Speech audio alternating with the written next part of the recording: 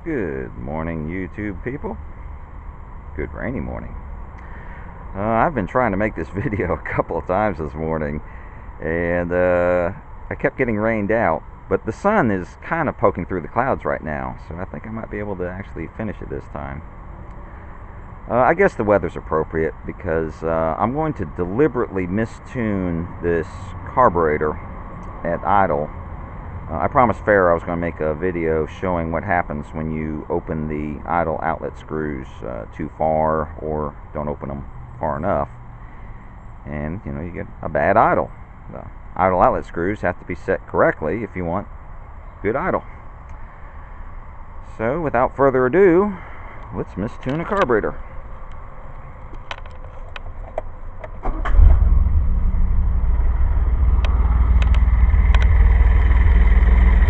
So here we are. This is a pretty good tune on the carburetor at idle.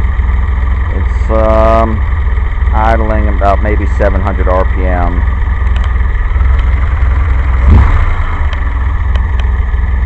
Yeah, let me see. Yeah, about 700. I've opened and closed these idle outlet screws several times and got rained out in the process. So I might do a little fine tuning on this because this is just a little bit lower than I would like. But as you can see, it's running just fine. You can see the raindrops on top of the air filter housing. There's a little vibration. I mean, it's a reciprocating engine. There's going to be some vibration, but it's not rocking and rolling all over the place.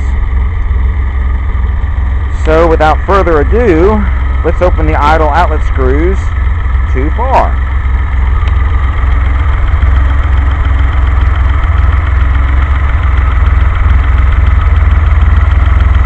Hopefully the audio is picking that up because the idle is already deteriorating.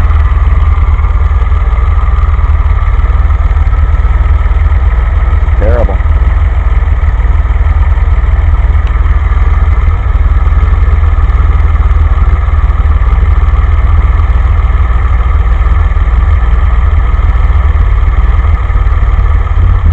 Okay, that's the idle outlet screws open way too far.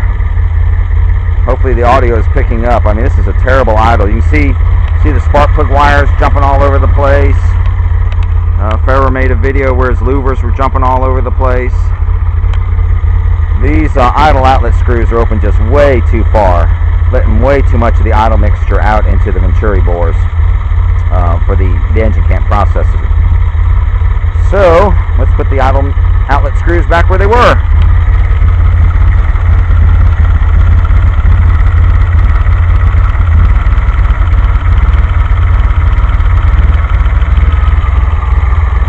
Audio is picking this up, but the idle is already improving.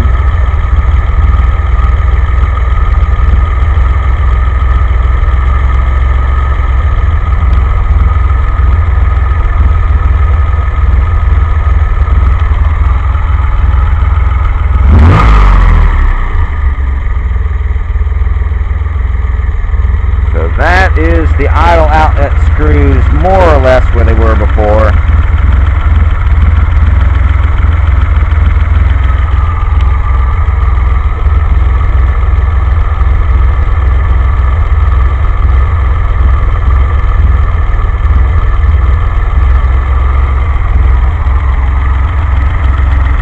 Doing little eighth to quarter turns right there.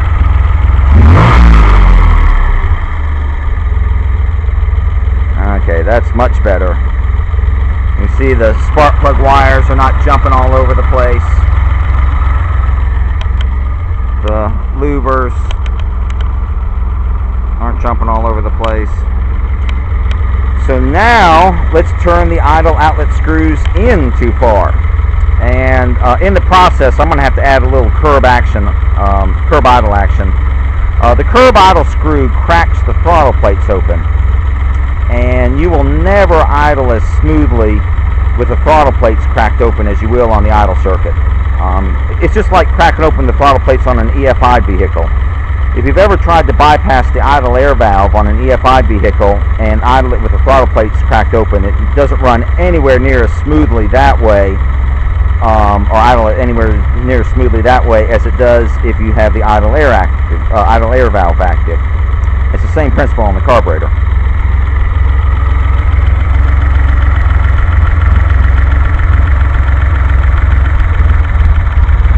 Like I told you, I'm going to have to add some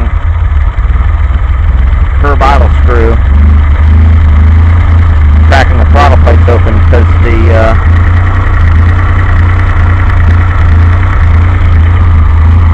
I don't know if the audio is picking that up, but it's very low-key right now.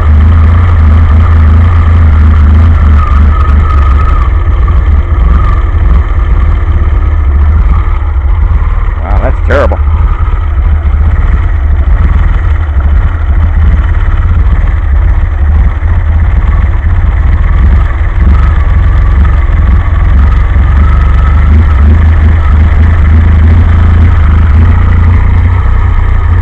Got it idling, but this is terrible. You see the spark plug wires jumping all over the place. I don't know if the audio can pick it up, but it's very, very low-key. Louvers bouncing around. Terrible. Let's put the idle outlet screws back where they were.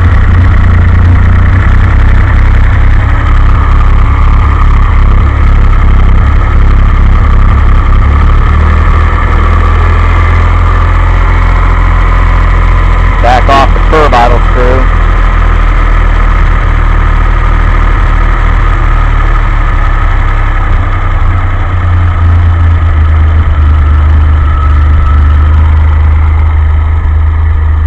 And radiator fans just kicked on. Don't know if you can see, but the water droplets are holding still. The spark plug wires. There's a little vibration, yeah, I mean, but it's not jumping all over the place. It's smooth, it's not all loopy.